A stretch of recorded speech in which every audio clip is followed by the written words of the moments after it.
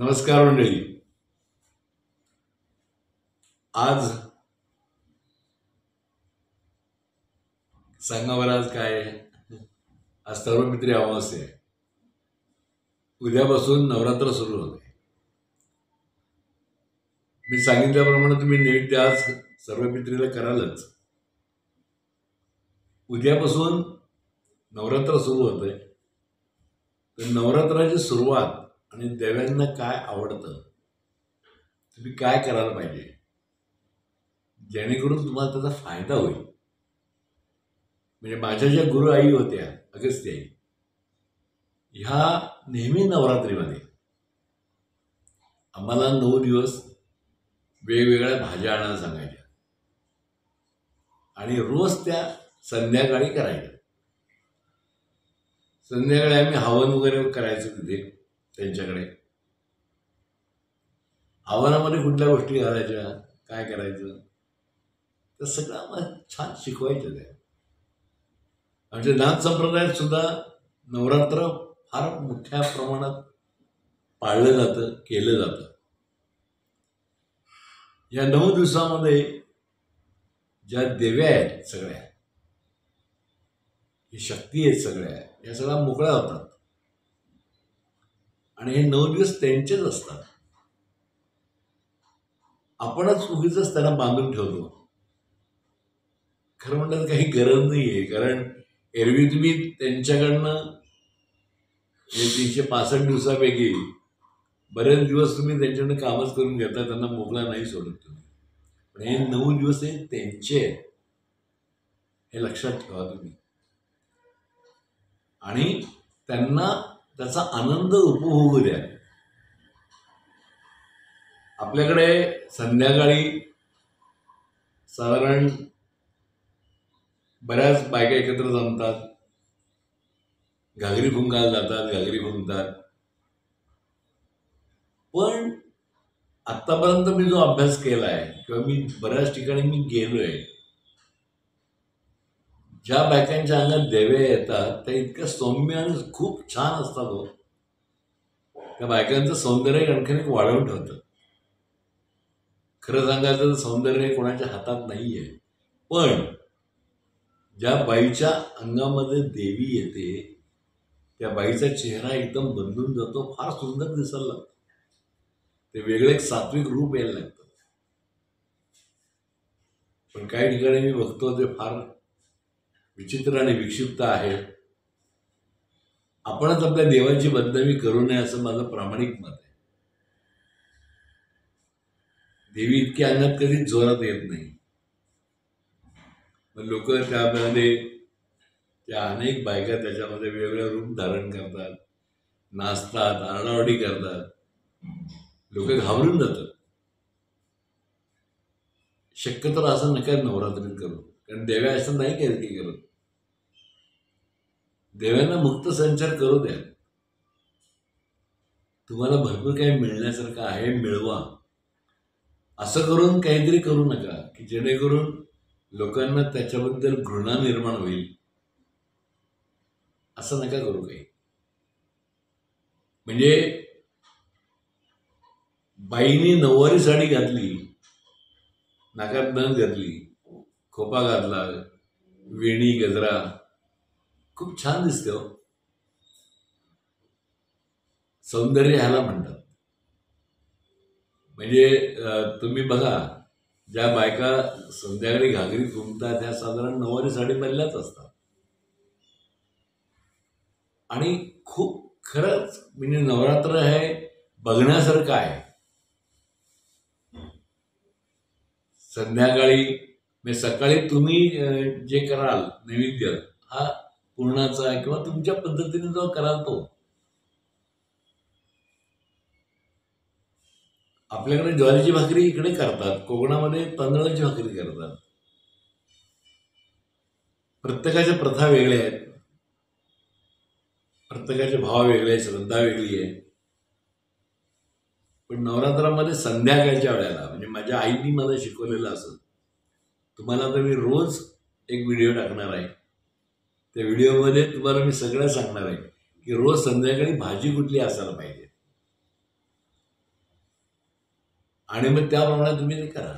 हवन करा. हवनामध्ये काय काय घालायचं रोज ते करा. मंत्र कुठले म्हणायचे ते पण सांगणार आहे मी. पण ह्या सगळ्याच्या अगोदर पहिल्यांदा तुम्ही तुमचे गाव देवी जी आहे, म्हणजे पुण्याची तांबडी जोगेश्वरी आहे, तिला जा. घरातली कुलस्वामिनी आहे तिची पहिली पूजा करा. नवरात्रीमध्ये हे करणं फार गरजेचं आहे. की आपण काय करतो, आपली कुलदेवता किंवा आपली जी गावदेवता आहे, ग्रामदेवता आहे, आपण त्या ग्रामदेवतेला जातच नाही.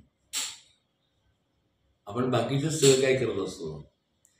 पण माझं असं म्हणणं आहे, पहिल्यांदा तुम्ही ग्रामदेवतेला जा. तिला सांगा की नवरात्र आहे, आमंत्रण द्या. तुमच्या कुलदेवतेला आमंत्रण द्या. मग त्यासाठी पान सुपारी किंवा विडा हे देण्याच्या प्रथा आहेत, त्या करा. आता उद्याचा पहिला दिवस आहे, तर उद्या सकाळी तुम्ही तुमच्याप्रमाणे जो नैवेद्य असेल तुमच्या प्रथेप्रमाणे तो करा. संध्याकाळचा नैवेद्य आहे, तर संध्याकाळच्या नैवेद्यामध्ये पहिल्यांदी म्हणजे गेले 9 दिवस तुमच्याकडे मेथीची भाजी असणं कंपल्सरी आहे. कंपल्सरी म्हणजे रोज मेथीची भाजी थोडी तरी संध्याकाळच्या नैवेद्यामध्ये कराच. त्याचा एक वेगळा विषय आहे, खूप मोठा मेथी याचा. ह्याच्यावर मी कधीतरी एक मोठा व्हिडिओ करेन आणि सांगेन तुम्हाला त्याचं कारण. एरवी आपण नेहमी गोडाचाच नैवेद्य करतो, त्याच्यामध्ये भाज्या आपण फारशा जास्त करत नाही, नेहमीच्याच करतो. कांदा बटाटा आमून तमून अशा आपण ह्या ज्या भाज्या आहेत सगळ्या, म्हणजे मेथी आहे, चाकवत आहे, आंबाडी आहे, माठ आहे, शेपू आहे, तांदूळजा आहे, आळू आहे, ह्या अनेक अशा वेगवेगळ्या भाज्या आहेत की ज्या भाज्या फारशा केल्या जात नाही. आणि या नवरात्रीमध्ये आमच्या आई सांगायच्या की नवरात्रीमध्ये या सगळ्या भाज्या तुम्ही देवांना खायला घाला. कारण एरवी ते कधीच खायला घालत नाही आपण. आणि नवरात्रीमध्ये प्रत्येकाचे दिवस ठरलेले आहेत, मी सांगेन तुम्हाला रोज. तर चला मंडळी, पहिल्या दिवशी छानपैकी आपण सुरुवात करणार आहोत तुमच्या कुलदेवतेपासून, ग्रामदेवतेपासून. आणि संध्याकाळी जर जमलं तर हवन करा. त्या हवनामध्ये कोहळा एक आणा घरी, त्याचे बारीक तुकडे करा आणि ते हवनामध्ये घाला. हवनामध्ये ते घालताना काळे तीळ, बुक्का, गुलाल असं त्याला लावा आणि हवन करा. हवनामधले जे मंत्र आहेत ते तुम्ही कुठलेही देवीचे मंत्र तुम्ही घेऊ शकता आणि त्याप्रमाणे तुम्ही हवन करा. पण जमल्यास करा, नाही जमलं तर नमस्कार केला तरी सुद्धा चालणार आहे. पण बघा प्रयत्न करून की आपल्याला हवन जमतंय का. पण नैवेद्यामध्ये मात्र उद्या पहिले दिवस मेथीची भाजी तर आहेच, पण गवारीची उद्या भाजी करा. उद्या गवारीची पहिला दिवस आहे. संध्याकाळच्या नैवेद्यामध्ये बाकीचं तुम्ही जे करा ते करा, पण गवारीची भाजी उद्या करा. तर चला, पहिला दिवस तुम्हाला सर्वांना शुभेच्छा नवरात्रीच्या. आणि छानपैकी नवरात्र साजरा करा. भोंडला आहे, भोंडल्यामध्ये खिरापती आहेत. खिरापती खाण्यामध्ये खूप मजा असते. भोंडल्याची गाणी म्हणण्यामध्ये फार मजा असते. म्हणजे त्याच्यामध्ये मला आठवते अजूनही की आम्ही लहानपणी भोंडला आम्ही बघायला जायचो. का तर तिथे खिरापती वेगवेगळ्या खायला मिळायच्या म्हणून. मग ते ओळखायच्या, खायच्या. मग ती गाणी पण पाठ झाली हो. मग ती गाणी सुद्धा इतकी सुंदर होती. म्हणजे 1 लिंबू जेलूबाई, 2 लिंब जेलू, 2 लिंब जेलूबाई, 3 लिंब जेलू, 3 लिंब जेलूबाई, 4 लिंब जेलू, 4 लिंबाचा पाचोळा, माळ गाळी हनुमंता, हनुमंताची निळी दोरी, येता जाता कमळ तोडी, कमळाच्या पाठीमागे लागली राणी, अगं राणी इथं कुठे पाणी वगैरे अशी जी गाणी होती ती खूप पाठ झाली आमची. पण भोंडल्याची खिरापत खायला मात्र आम्ही जायचो बरं का. मी भोंडला करायच्या सगळ्या मुली आणि खिरावत खायला जायचो आम्ही. ही खूप मजा असायची. आता असं पाहायला मिळत नाही हो, फार कमी ठिकाणी पाहायला मिळतं. मला असं म्हणायचंय की नवरात्रीमध्ये खूप आनंद घ्या, सगळं छान होईल, सगळं छान करा.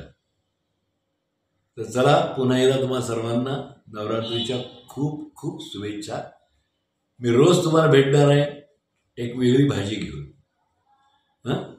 तोपर्यंत नमस्कार.